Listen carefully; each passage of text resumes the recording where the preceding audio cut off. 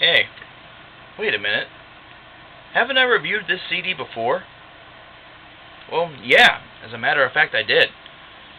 Blackwater Park was actually one of the very few Opeth CDs that I reviewed on my previous channel, and it's the only Opeth CD review that I actually felt the need to re-upload on this one. Now don't worry, I'm going to keep the old one up, but I felt the need to kind of update my review on this particular record, even though not a lot has really changed. And one thing I did fail to mention on the Still Life review is that for the first time we see the title of the album on the base of the review, or excuse me, on the base of the album. This is something that actually continues on Blackwater Park, though it's something that's a little bit more difficult to see. And the font, once again, is very beautiful. Blackwater Park was actually my first Opeth release, the very first one that I bought. And I remember buying this album as well. It was a 2001 release, and I actually bought it in 2001 as well, a couple of weeks after September 11th. In fact, I bought this release the same day that I bought my first Death release, which was the very final release by Death, and The Sound of Perseverance, for those of you playing at home. And it was a day before I had actually attended a WWE pay-per-view event. I remember this because the night before, my best friend and I were hanging at his house, and we listened to both Blackwater Park and the Death release, The Sound of Perseverance, all the way through. And it's where I fell in love with both of these bands. Blackwater Park, for the longest time, was my favorite Opeth release. Now, this was one part because it was my first Opeth album that I had purchased. However, it was also because it's one of the best damn metal albums that have ever been released. It's kind of funny that it's number 2 right now in my Opeth discography love. However, it's something that definitely by its own right, maybe if I really, really wanted to be an asshole, I could say it's tied with Still Life. However, Opeth kind of broke the cycle a little bit on this particular album. The past two could have been considered both to be concept albums by pure fans or just by die-hard assholes that want to label everything as one thing or another. For me, though, this is just a fantastic album that kicks the ass off of everything that you potentially heard, or that you heard in 2001, which is the reason why it's my 2001 album of the year. No big shock. In fact, really, Opeth was one of the first bands that ever repeated as Album of the Year winners with Still Life and then Blackwater Park. 1999 was Dream Theater's Scenes of a Memory, and you can kind of go on backwards. In fact, Opeth has won the award multiple times, in my personal opinion. However, the one thing about Blackwater Park is that this is a universally beloved album by both Opeth fans and metal fans alike. This is the album that many of them will cite as their inspiration to becoming huge Opeth fans. Of course, latter fans may actually say Ghost Reveries, they may say Watershed, all depending on when they got into the band. However, Blackwater Park still remains to be a crowning achievement of this band's career. So let's get down to it. It's an 8-track rundown that actually, if you think about it, has 10 tracks. Don't worry, I'll explain. Starts off with the Leopard Affinity. This is the first Opeth track that I ever heard on a release. I have to say on a release because I did start from track number 1, but I had heard another track prior to this which had inspired me to buy this record. I'll tell you which one. It should be fairly obvious. This is one of those things where I will remember some lyrics, I'll remember some moments forever and ever, and this is one of the most brutal elements of this particular record. Whenever you hear that line, I am beyond death. Just fucking cool. Fucking awesome part. And there's a guitar solo that's laced in the early parts of this particular track that just blew me away the first time that I heard it. It's one of those things that whenever Opeth does a guitar solo, it's almost like an event. You know, they're not one of these bands that need to do it on each and every track in order to really obtain and recall your attention. This is something that they could do only once or twice on a particular album, and it would still stand out, even if they had done it on each and every song. They're not Metallica. They don't have to rely on that. And no, they're not Metallica. If there are no solos on an Opeth release, people are going to bitch. However, this is a great opening track. The piano at the end was something that also stood out for me as well. This is what solidified in my mind that this band was certainly not just a death metal band, that this was a progressive death metal band. Another thing I didn't mention on Still Life is that this is where the band really shed any sort of black metal tag that people could potentially give them. It was something that really many people say perhaps they shed that skin on My Arms Your Hearse. However, there's still a couple of very faint moments that appear on that particular record that maybe may make an asshole or two say that they still had a little bit of a blackened element to them. However, on Still Life, they definitely shed that skin, and on Blackwater Park, it certainly continued, and the progressive death metal tag really stuck here. Of course, I would always call them a progressive death metal band. However, whenever you're doing the review, you have to incorporate that, and you have to really respect it. You have to give it its proper due. Goes right into Bleak. Bleak is another great song. I'm saying that about a lot of their songs, so you have to understand. I love this band. This band makes killer music, and that's all there is to it. Blackwater Park actually is one of the only albums of Opeth that my best friend in the entire world, loves. And for Opeth to actually release a CD that he claims that he loves, that does say something. So, non-fans and fans alike are going to adore this band, and they're also going to adore this album. This is the lasting power that this particular release has. And songs like Bleak, that perhaps are not seen as the landmark moments of it, which I kind of have to disagree with because I love that track as well, are really the reasons why. Whenever you love something, you don't just love one or two tracks. This is not like whenever I reviewed Virtual 11. Said that I loved the album initially and then realized I only loved half of it. Harvest, however, was the first track of Opeth that I've ever heard. I heard it on a compilation album for a BMG magazine that a buddy of mine had encouraged me to purchase.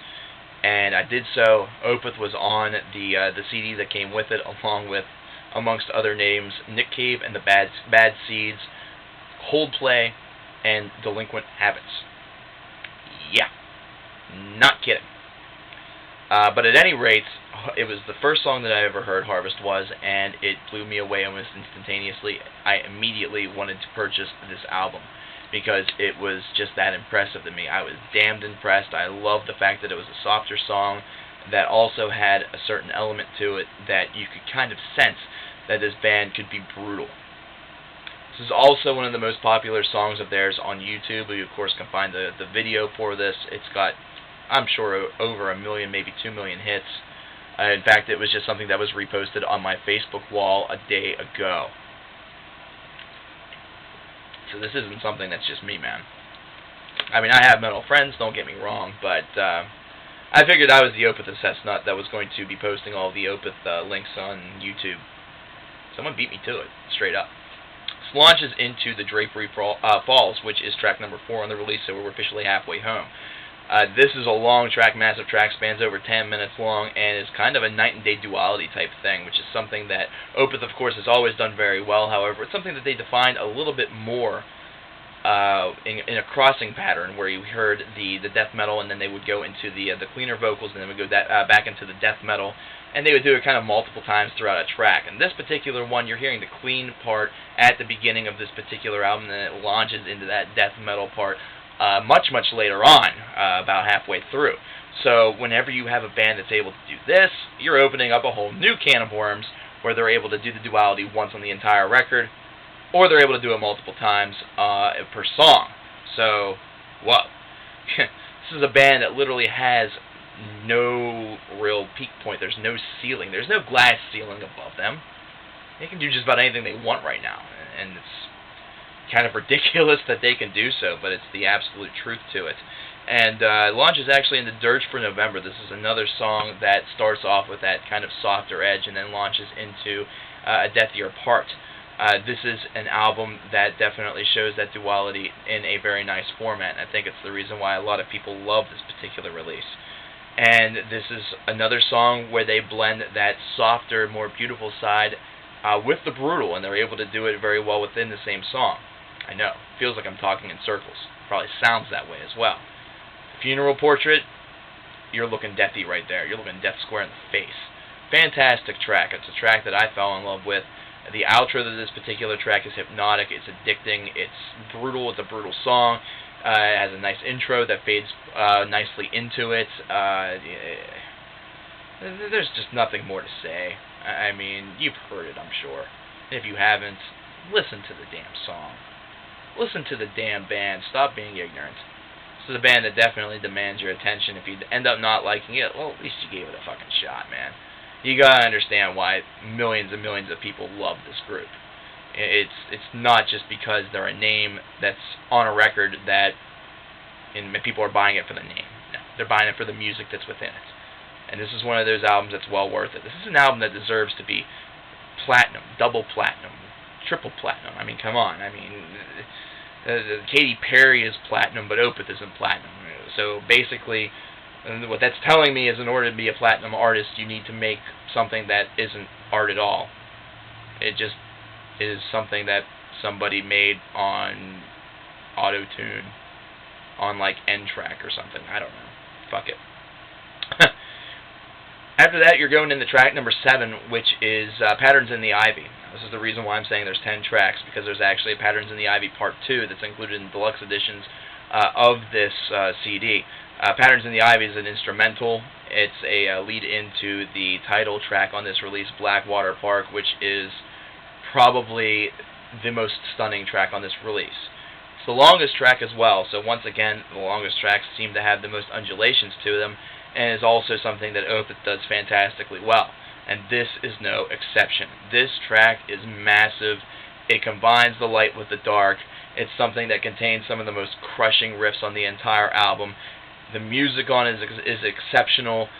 He growls Blackwater Park, the name of the record, just with precision, with just deadly accuracy, and with unearthly force. Something that is, in its own way, a death nail into the coffin of any naysayer that thinks this album sucks. Because, let's face it, if you made it to this point, you've made it to the end of the release. And if you think this sucks, you would have ended up turning this off tracks ago. So the lasting power of this release is obvious. So there's 2 other tracks on this release that are on the deluxe edition. They're both basically clean songs. They are they're both acoustic releases, or what you would consider to be soft for the Opeth discography. There's Still Day Beneath the Sun, and of course Patterns in the Ivy Part 2. Patterns in the Ivy Part 2, unlike Part 1, does have lyrics, and they are very well done. He says Patterns in the Ivy. It's cool. Still Day Beneath the Sun is another one, and what this sets up once again is something that I mentioned with the tracks such as Benightened, and also what I mentioned with To Bid You Farewell, Back on My Arms Your Hearse, is that Opeth was definitely capable of doing an all-acoustic or an all-light release, which is something that we of course heard with Damnation, and we're getting closer and closer to it, guys. We're getting closer and closer to it. So, you could definitely see it coming, you could definitely see it as a possibility. But hands down, we're talking Blackwater Park. You gotta listen to this album. Still Life is my favorite Opeth release. However, if I'm going to recommend any album to a newcomer, Blackwater Park. Blackwater fucking Park. Do I really need to say anything more? I don't think so. The update is updated. However, the opinion remains the same. Black fucking water fucking park. Enough said.